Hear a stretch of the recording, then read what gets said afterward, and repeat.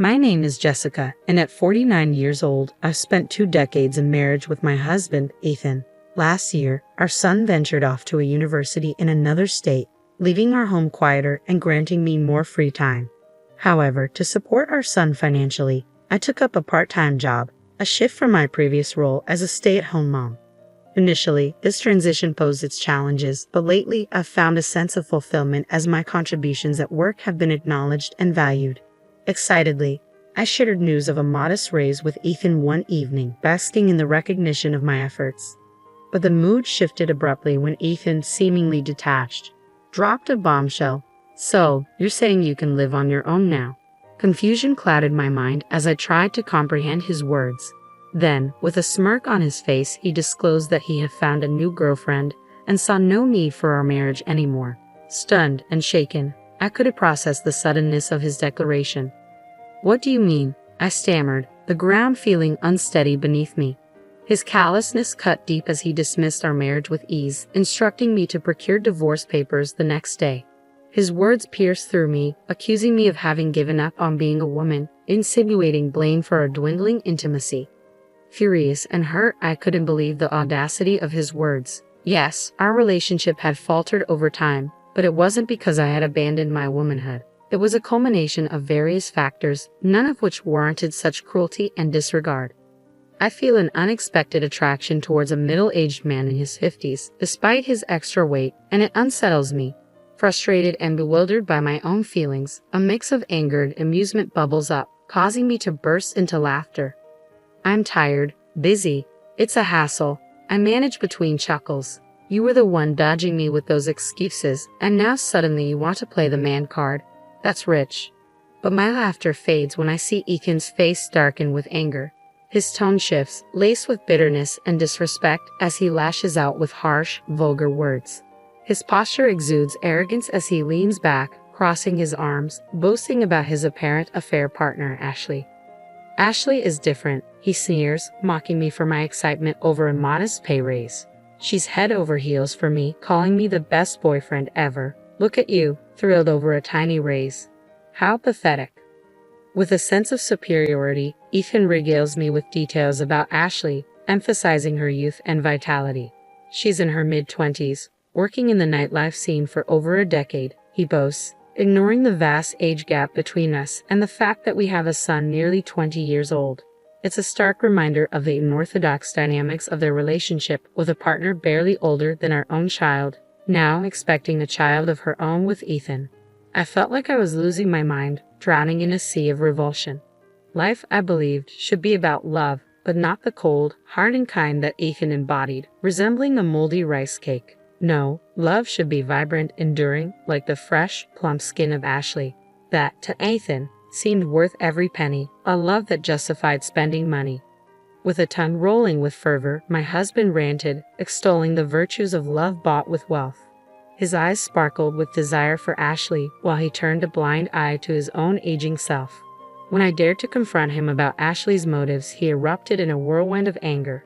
"It's not about money, it's about love," he spat, his words dripping with venom. And then, with a chilling finality, he declared his intention to marry Ashley, ordering me to pack my belongings and leave. His callousness stunned me into silence, leaving me speechless and incredulous. Yet, amidst the chaos, a realization dawned upon me. The last time Ethan had uttered the word love to me felt like eons ago.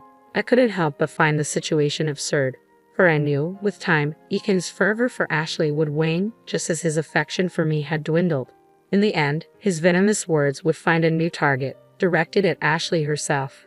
And as I stood there, absorbing his disdain, I couldn't help but pity him. Pathetic indeed. I should have seen the signs long before we exchanged vows. Reflecting on our marriage, I realize I've carried the burden of housework and childcare alone, while my husband never lifting a finger to help, only offered criticism for what I hadn't done. In those days, appreciation or affection were foreign concepts, and now he's discarding me for a younger woman after all my efforts. It felt surreal, like a decision born of madness, yet Ethan dismissed my protests as mere bitterness. "No problem," he shrugged, casually mentioning paperwork for our separation to be done on his next day off before retreating into his room. For days, I wrestled with sleepless nights and tears of frustration, though outwardly, I maintained composure. Then on his next day off, my husband brazenly invited his new flame to our home. "Hello, Ethan's ex," she greeted me with a smirk, casually lounging on our sofa. Ashley, as she introduced herself, exuded confidence, flaunting her smooth skin and bold attire.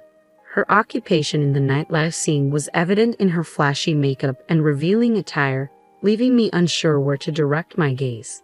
Despite her overt display of allure, I sensed a lack of genuine affection for my husband. If my intuition served me right, her intentions were far from sincere.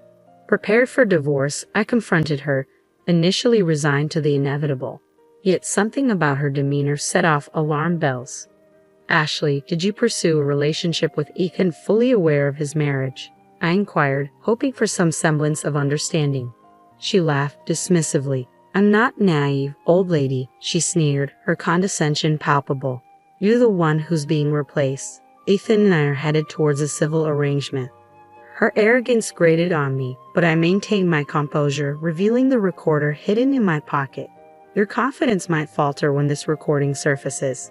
You're aware I can seek compensation for your involvement." Indignant, she complained to Ethan, who attempted to pacify her, assuring her of a preconceived plan. Their collusion sickened me as I watched on in disgust.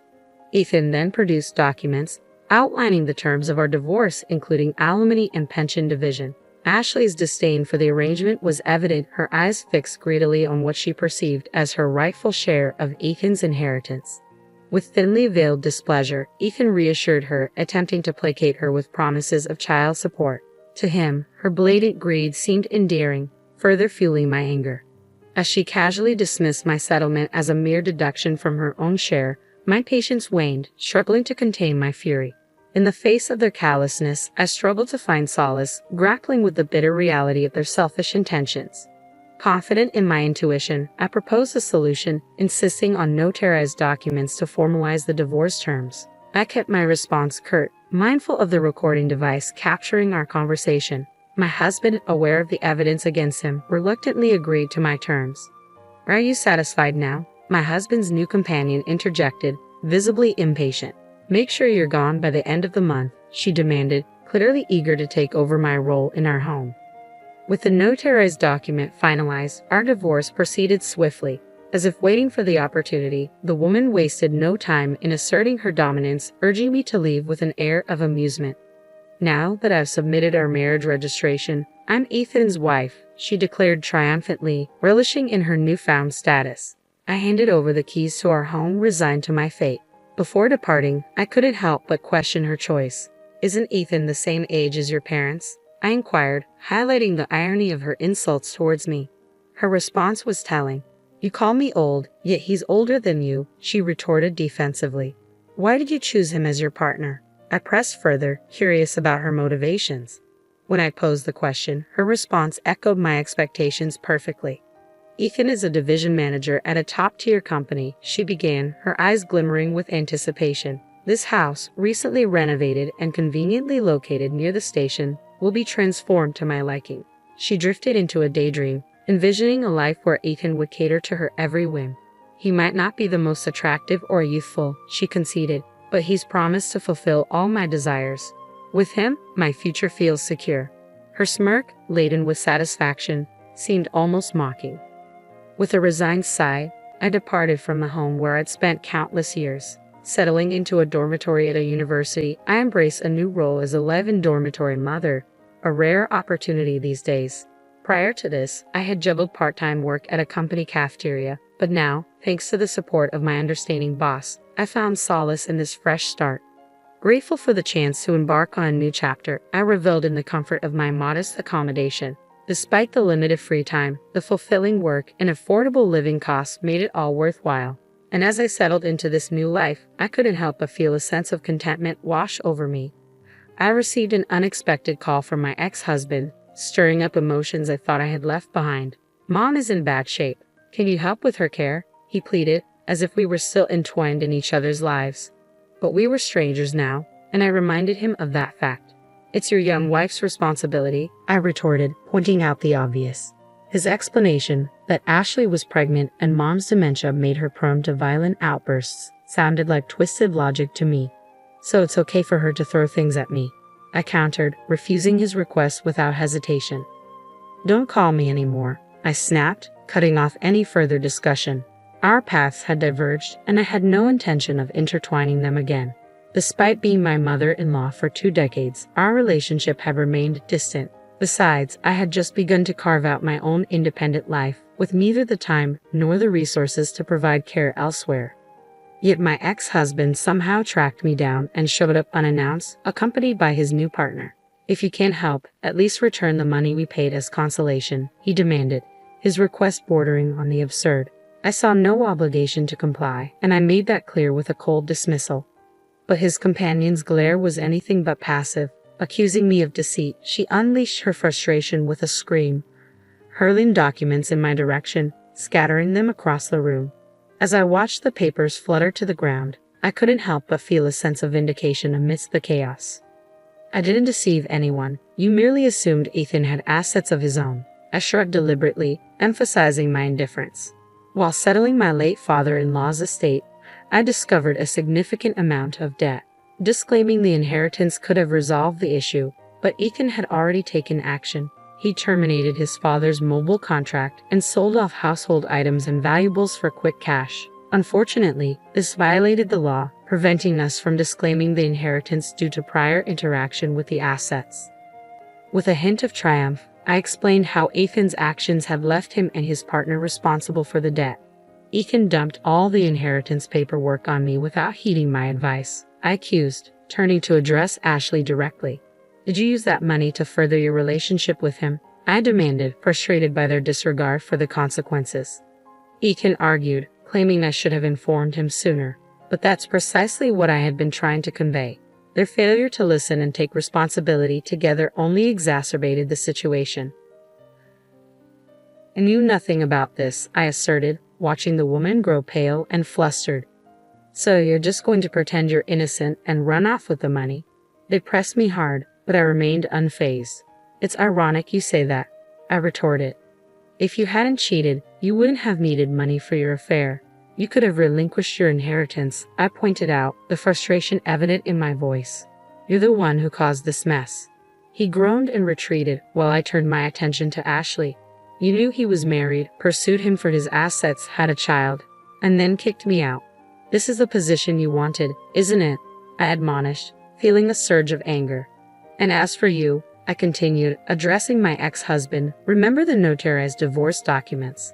I received alimony, pension division, and child support from Ethan. But beyond that, I can also claim alimony from you." Her disbelief turned into insults, but I stood my ground.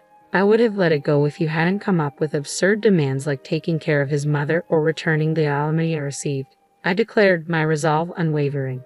As she ran off, I turned to Ethan, his tearful plea falling on deaf ears. "No way. Please leave," I insisted, unmoved by his sudden show of remorse. He didn't deserve any mercy, considering his past actions. True to my expectations, the woman vanished, leaving behind only a divorce notice. It turned out our pregnancy was a lie too. Left to grapple with his debt and his mother's care, my ex-husband withered away from stress and overwork. Meanwhile, I found fulfillment as a dorm mother for kids the same age as my son, and as people remarked on my youthful appearance, I resolved to live honestly, free from arrogance or deceit. A cautionary tale reminding everyone to tread carefully when navigating divorce.